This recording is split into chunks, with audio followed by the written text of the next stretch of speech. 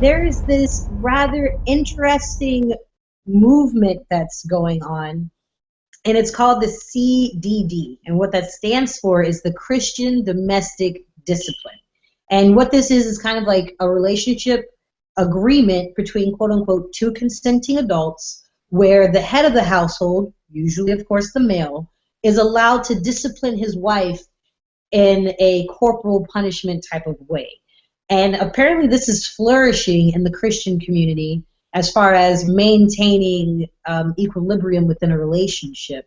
And I find the story rather interesting because a lot of the rationale behind this movement sounds a lot like the rationale behind BDSM or other fetish movements like that. But of course, the Christians say that there's absolutely no sexual leanings for this. You know, when my wife doesn't make me a sandwich, I, give her a little tap tap on the butt, and it is what it is, and I'm not getting any kind of a hard-on for it, of course, because that would be terrible and angels would die.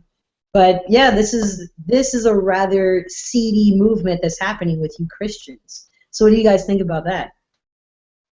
They may say it's not BDSM, but there are those couples who participate in BDSM who say, like, 1950 households, and they sign contracts, and they have these agreements, two consenting adults, or two or plus human consenting adults. I feel like I need to always specify that, but they have these types of agreements in that lifestyle, and I don't know, I'm not going to feel your crotch to make sure you're not getting a little chubby when you're giving your wife a little tap on the booty. Like, I'm sorry, boo, I'm not going to do it, but your contract seems to be a lot like one that's already existing in the BDSM world. So if you need to say that it's a Christian thing to feel better at night to get your kink off, I feel bad for you. I feel like you're really sexually repressed if you have to use religion as like a cover for it. But if you're happy and she's happy and y'all are getting your rocks off and happy, go for it. I don't care what you do behind your doors. You kind of stole my. See, I thought I was going to be controversial here, Lucy. You kind of stole my thunder. I don't have a problem with this as long as it stays within the contract. And I would love it if they called it what it is, which is BDSM. I mean, it would be really nice if, if you go to a place called Pet Life, there are forums called, 1950s relationship, and you can find a guy or a girl who wants that type of thing. Don't look at me because, yeah. But anyways, do you, but here's where we draw the line. Right? When it gets into the controlling, domineering, abusive part of it, when it gets to the story that we previously did, that's where we draw the line, and that's where I have a problem with it, and that's when I might spank you, and I'll bring the cane.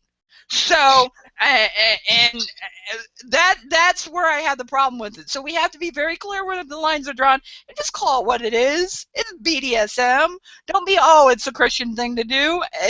Come on. You want to control your wife not 1950s, like 50 BC. Let's be honest about it. Haven, go ahead. Let's not forget that there is an element of this where it does take it to that extreme and crosses that line. The story goes over a couple of women who kind of try to find support online, and they want to leave their relationships, and this is just used like a church-sanctioned abusive relationship. So just think, if Janae Rice was really serious about it being God's will, and then her church totally backing it up, and if she wanted to leave and couldn't, that would be this situation. And that's the scary thing. And it kind of ties into the first story where you're seeing a sanctioned, systematically approved institution being brought in where women are being controlled by men and have little to no say over their safety. I personally am not a person for violence. I think that if you can't talk to somebody to get them to stop what you don't like, then you need to leave that situation. Nobody should ever put their hands on anyone. I mean, we're adults. And a wife, unless you're married to a 9-year-old, your wife should be able to have a conversation with you about things that were done. and vice versa.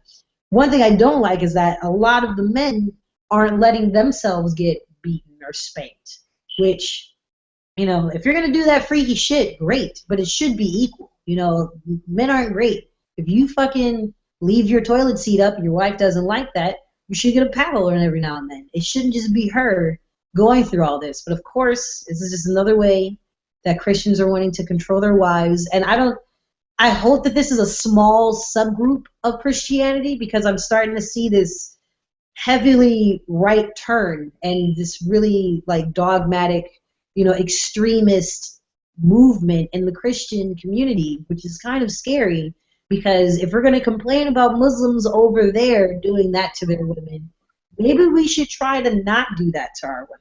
Instead, is it just out of envy? Or is it because we legitimately give a fuck about women and their plight? Yeah, I gotta just jump in there real quick, and then I'll let Lucy go, and then we'll go on to the next story if everybody has everything. With your over there and everything, you're exactly right on that, because these are the same people who get all upset and butthurt over torture, but when they do it over there, they get all butthurt about them. But Brian Fisher the other day on Tom Hartman was, it's legal, it's accepted, and the whole time Tom Hartman was like, who would Jesus torture? Who would Jesus torture? And he would, it's legal, it's torture, it's not torture, it's legal, it's accepted. And Brian Fisher would not answer that question. And it was disgusting, it was gross. And Christians, who would Jesus spank? I just want to say, this whole story, it makes me feel like America really is becoming more xenophobic. Like, the Republicans are winning, everybody's evil if you're not a white Christian, 1950s, if you're not the white, even founding fathers, back when the founding fathers ruled, if you're not a rich white Protestant man who has some land and a wife and a girl on the side, then you're not important, and you're not allowed to come to our country, and you're not allowed to be free. That's what it feels like we're turning back into. And I thought we were doing so good. We freed the slaves, and we let women vote, and we slowly let minorities vote, although we're starting to take their rights away again. We're starting to revert back to the 1800s, and we need to push forward. It's not okay to go back, guys. It's not okay to go back. Just go forward.